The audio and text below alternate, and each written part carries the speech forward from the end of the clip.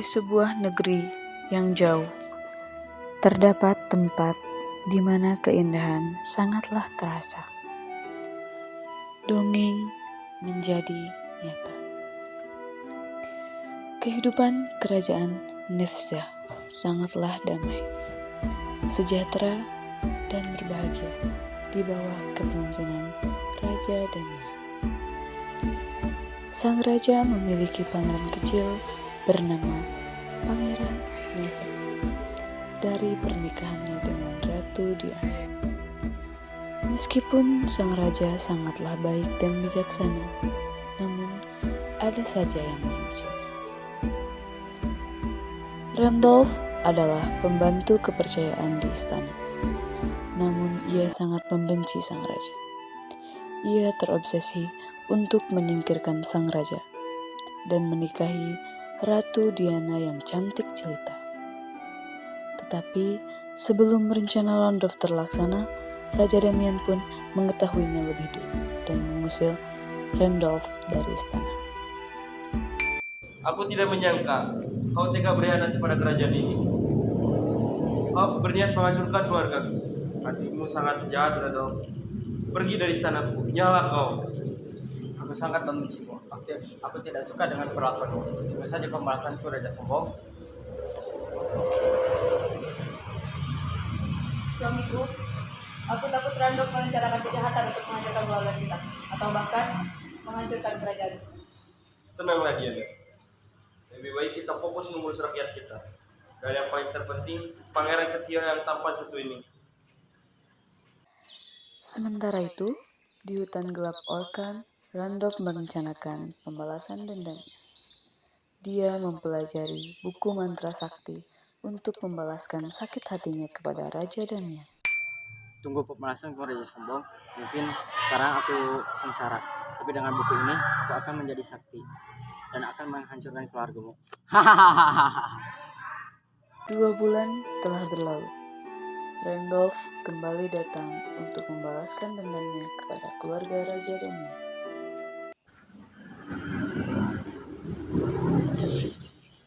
Randolph, bagaimana dengan keadaan? Ada keperluan apa kau datang kemari? Suamiku, aku takut dia datang ke sini hanya untuk membalaskan dendam saja. Tenanglah Diana. Mungkin dia bermaksud baik. Hahaha, sudahlah rakyat. Aku hanya ingin memberikan hadiah untuk putramu. Mau apa kau dengan putraku? Pangeran Evan, kukutuk kau menjadi bebek.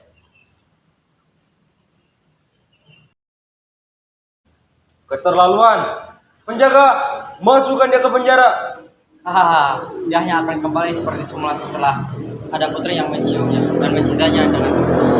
Pangeran kecil berubah menjadi seekor bebek. Raja dan ratu sangat sedih dan terpukul dengan kenyataan ini. Oh Tuhan, lihatlah anak kita ini, suamiku. Yang dulunya tampan, sekarang telah berubah menjadi seekor bebek. Terlaluan sekali untuk ini. Dia tega menghancurkan keluarga bahagia kita. Tenang istriku, kita cari tabib atau tukang sihir yang sakti agar bisa menyembuhkan anak kita. 20 tahun berlalu. Sang pangeran mulai beranjak dewasa. Namun, wujudnya belum juga berubah. Sang pangeran duduk di pinggir kolam kerajaan. Pangeran Evan meratapi nasibnya. Ingin dia bercerita kepada ayah dan ibunya. Namun, apa daya dia tak bisa berbicara. Orang tuanya pun tak mengerti apa yang dia katakan. Akhirnya, pangeran kabur dari istana. Dia berkelana ke hutan. Dia bermaksud menenangkan diri. Dia pun ingin orang tuanya tidak memikirkannya. Sedangkan di kerajaan lain, yaitu kerajaan Beautyland, para putri sedang bermain-main. Raja Charlie dan Ratu Charlotte hanya memperhatikan putri-putrinya dari kejauhan.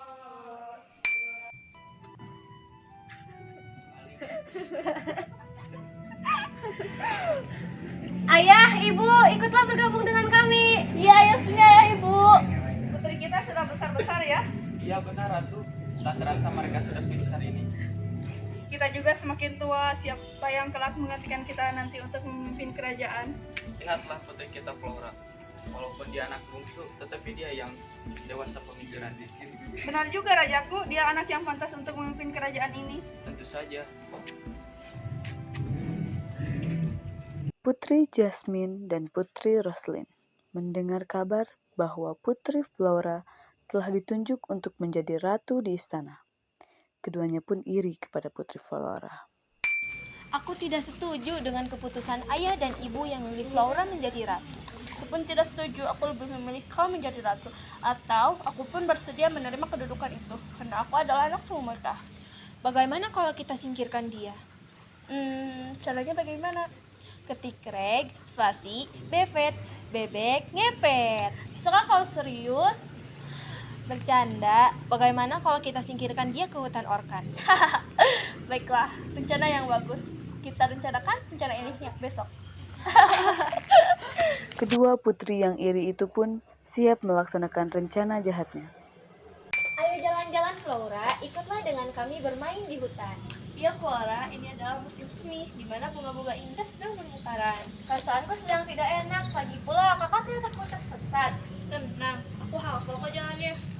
Angka baiknya aku ikut menjaga Flora sahabatku. Baguslah, itu ide hebat. Yuk.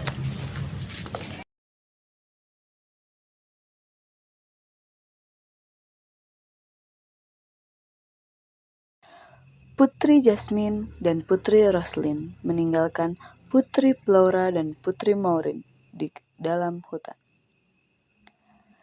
Mereka berharap Flora tak pernah kembali ke istana. Sementara di hutan, Maureen merasakan ada yang tidak beres dengan Putri Jasmine dan Putri Roslyn.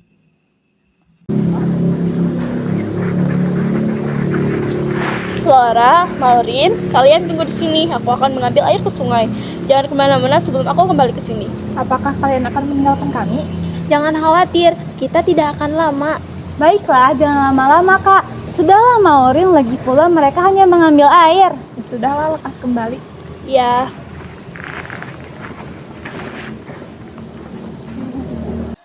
Putri Jasmine dan Putri Roslyn meninggalkan Putri Flora dan Putri Maureen di dalam hutan. Mereka berharap Flora tak pernah kembali ke istana. Sementara di hutan, Maureen merasakan ada yang tidak beres dengan Putri Jasmine dan Putri Roslyn. Sudah mulai gelap, tapi kenapa mereka belum kembali ya? Ataukah tersesat atau sengaja meninggalkan kami?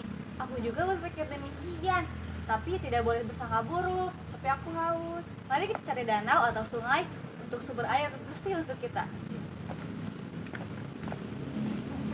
Putri Flora dan Putri Maureen menemukan danau bersih. Lalu mereka mendekat untuk minum dan membasuh wajah mereka. Tanpa sengaja, kalung Putri Flora terjatuh ke dalam danau yang jernih namun tidak dangkal. Maureen, bagaimana ini? Kalau pemberian dari ibu tidak terjatuh ke dasar danau.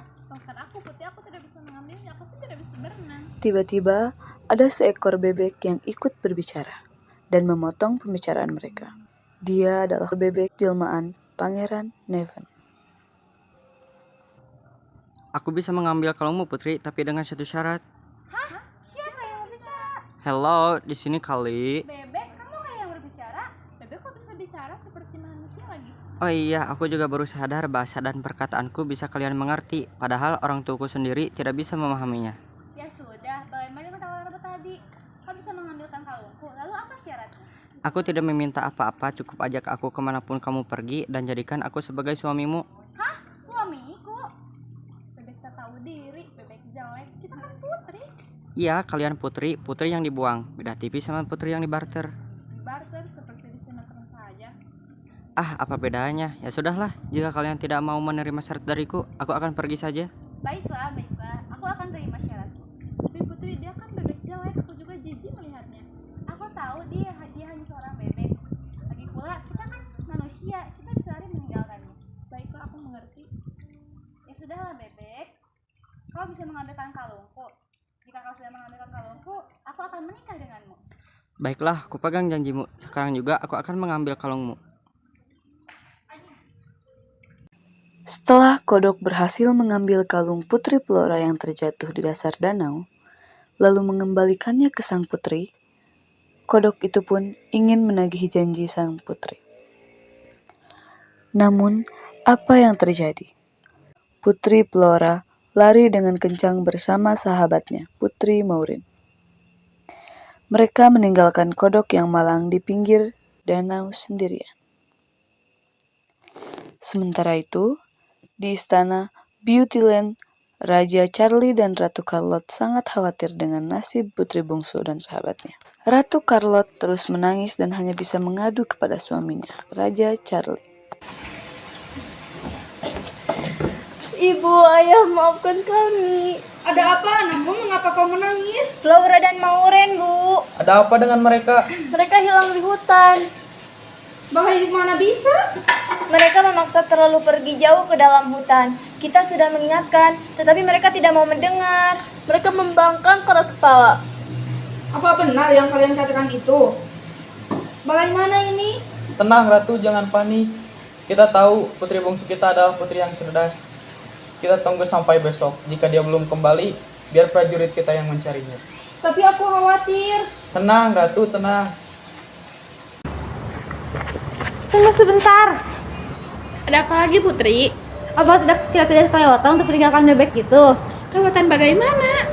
Seharusnya kita tidak meninggalkan dia karena dia sudah menolong untuk mengambilkan kalung pemberian dari ibu puyanya itu ke dasar danau.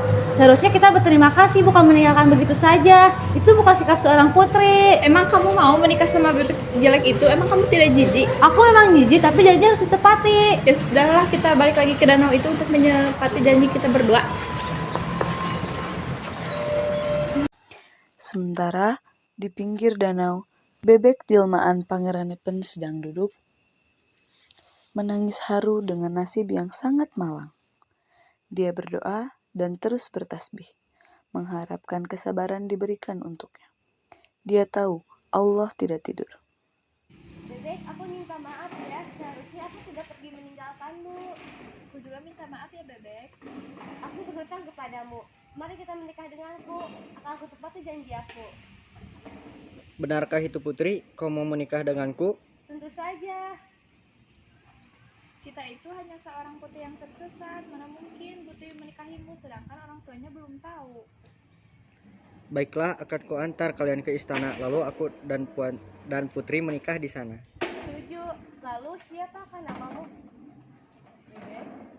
Aku Neven. Siapa nama calon istriku yang cantik ini? Aku Putri Flora. Rupanya aku pandai juga yang menggoda wanita. Lebih baik kita pulang sebelum malam tiba.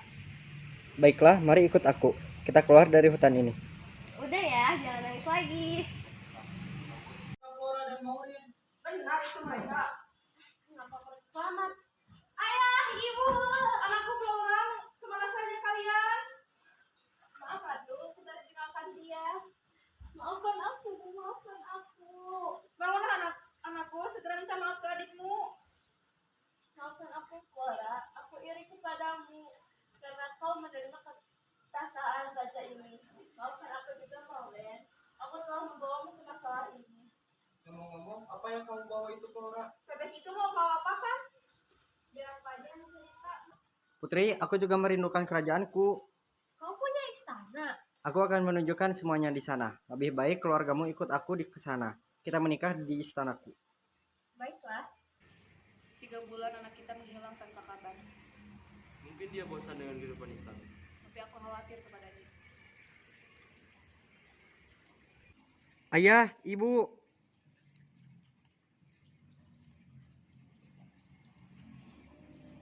Kalian ini siapa? Akan kuceritakan nanti. Diamlah Randolph. Aku ingin dia bebas dari penjara.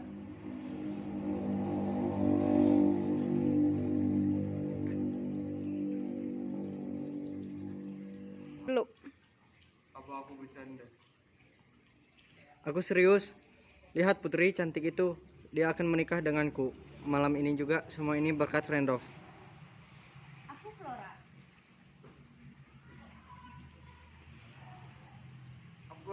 Aku adalah Raja Damian. Dan ini istriku tercinta, Diana. Apakah pangeran sudah menemukan cintanya?